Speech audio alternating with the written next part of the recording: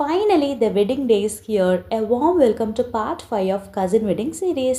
Saree pre-pleating as usual dazzling face Yasmin makeup artist தான் கொடுத்திருந்தேன். எனக்கு ஹேரும் அவங்க தான் வந்து ஸ்டைல் பண்ணி விட்டாங்க. ஸோ வரும்போதே saree pre-pleat பண்ணி ஆன் டைமுக்கு கொண்டு வந்துட்டாங்க. எவ்வளோ தான் ஹேர் ஸ்டைலிங் டூல்ஸ் ஆக்சசரிஸ்லாம் வாங்கி யூஸ் பண்ணாலும் எனக்கு ஹேர் ஸ்டைல் வரவே வராது. ஸோ ஹேர் டூக்கு மட்டும் நான் ஆர்டிஸ்ட் புக் பண்ணியிருந்தேன்.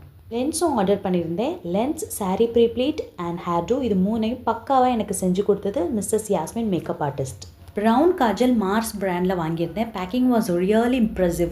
எனக்கு ரொம்ப பிடிச்சிருந்துச்சு. ஸ்வாட்ச் பண்ணி பார்க்குறதுக்கு க்ரீமி டெக்ஸ்சராக நல்ல பிக்மெண்டடாக இருந்துச்சு. I am really interested in doing my own makeup but I am not good at doing my hair at all. So ப்ராடக்ட்ஸ்லாம் வாங்கி நானே செல்ஃப் மேக்கப் பண்ணிக்கிட்டேன். லென்ஸும் செட் பண்ணிட்டேன்.